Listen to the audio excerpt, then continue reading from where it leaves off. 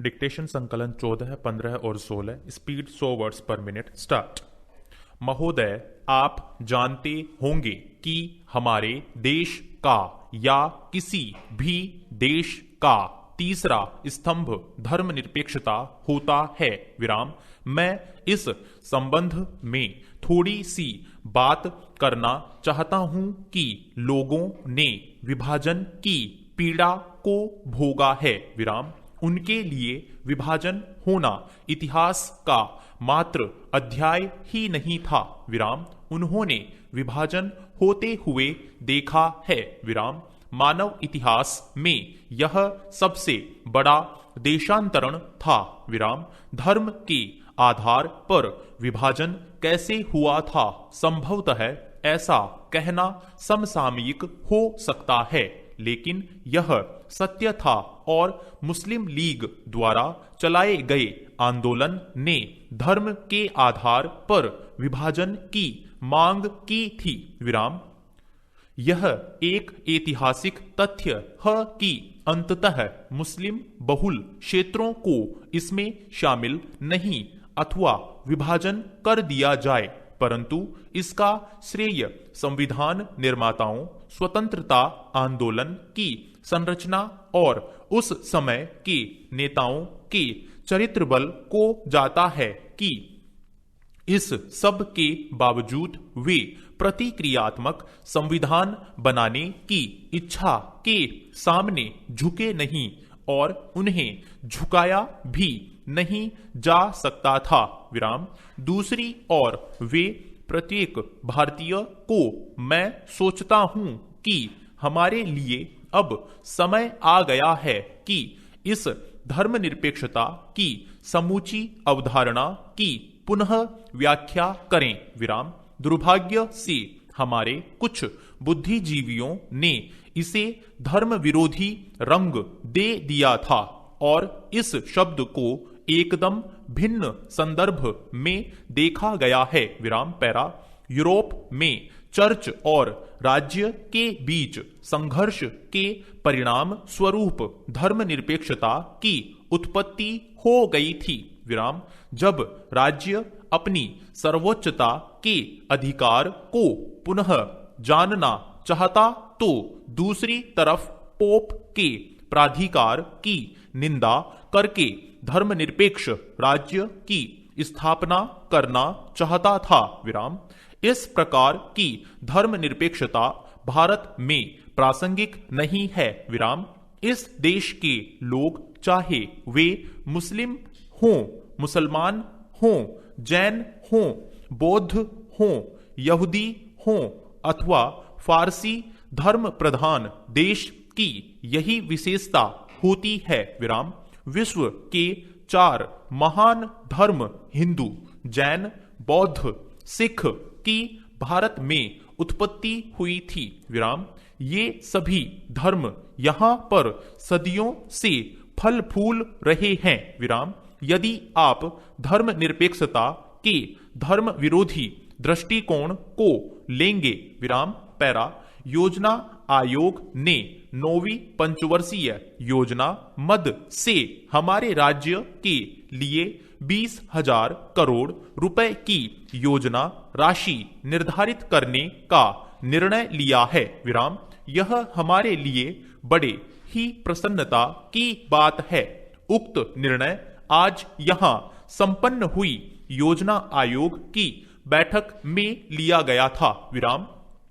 इस बैठक में योजना आयोग के उपाध्यक्ष प्रोफेसर दंडवते तथा मुख्यमंत्री श्री सिंह उपस्थित थे। विराम। बैठक की जानकारी देते हुए मुख्यमंत्री श्री सिंह उपस्थित थे। आज यहां संवाददाता सम्मेलन में बताया कि उन्होंने मांग की है कि राज्य की खनिज संपदा के बारे में निर्णय का अधिकार राज्य सरकार को दिया जाना चाहिए। विराम।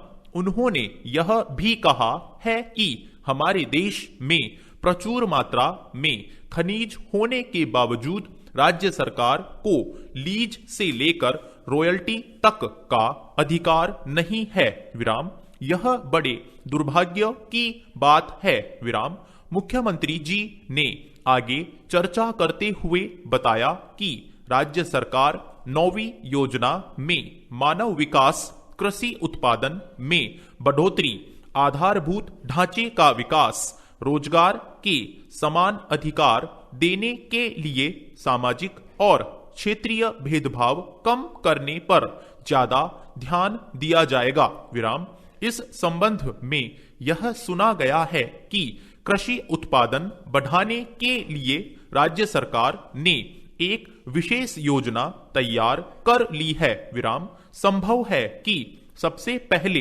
बड़े और मध्यम स्तर की सिंचाई परियोजना से संबंधित निर्माण कार्य पूरा किया जाएगा।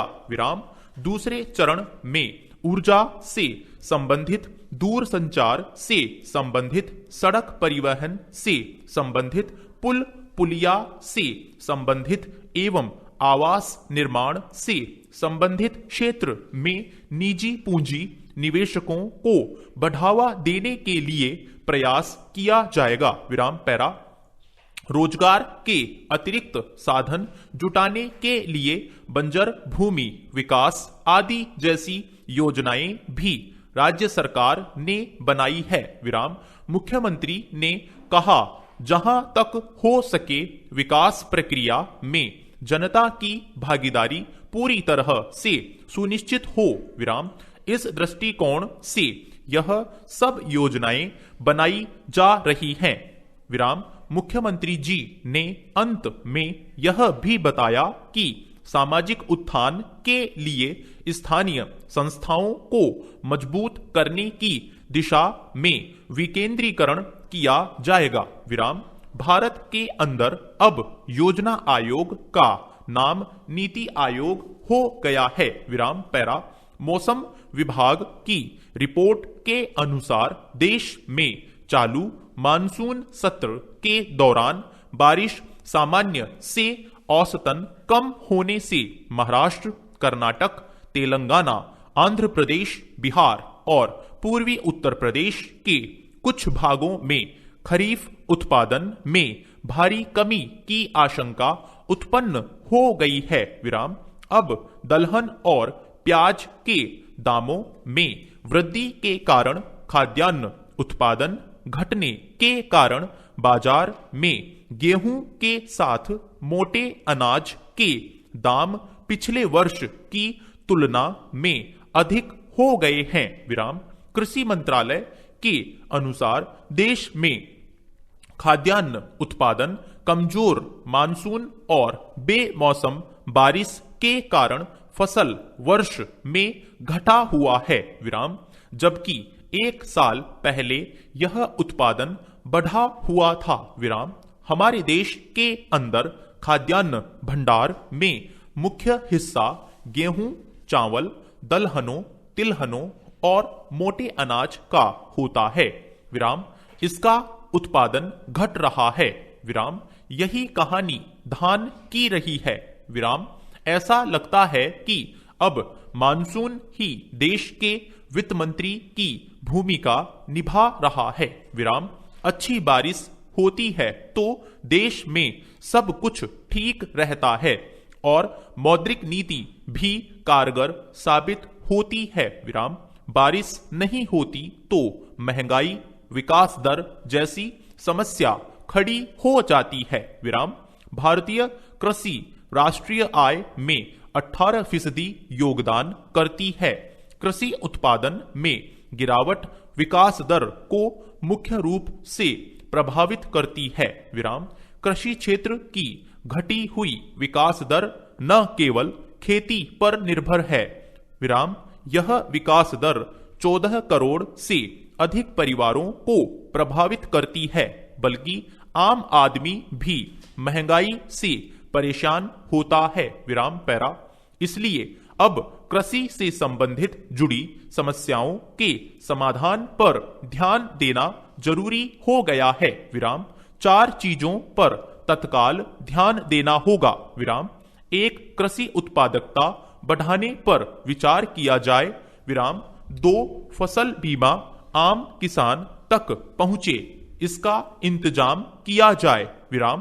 3 संस्थागत ऋण किसानों के दरवाजे तक पहुंचे, और 4 कृषि क्षेत्र में सौर ऊर्जा के इस्तेमाल का लक्ष्य बनाया जाना चाहिए, विराम। सबको मिलाकर कोशिश यह करनी होगी कि कृषि की मानसून पर निर्भरता लगातार कम हो, विराम। पर्यावरण बदलाव के बढ़ते खतरे को देखते हुए भी यह जरूरी है, विराम। हमेशा जोखिम कम करनी होगी ताकि विकास दर में कृषि क्षेत्र। थैंक यू साथियों, इस चैनल को सब्सक्राइब करें और बेल आइकन को प्रेस करें ताकि लेटेस्ट वीडियो की जानकारी आपको मिलती रहे। गति बढ़ाने के लिए नियमित अभ्यास करें। इस चैनल पर 80, 100, 120, 140 और 160 शब्द प्रति मिनट की गति से डिक्टेशन उपलब्ध हैं, जिनका आप स्वयं भी लाभ लें और अपने मित्रों को भी शेयर करना न भूलें। डिक्टेशन अच्छा और बुरा लगा तो लाइक और डिसलाइक अवश्य करें। कोई सुझाव या प्रश्न हो तो कमेंट बॉक्स में लिखें।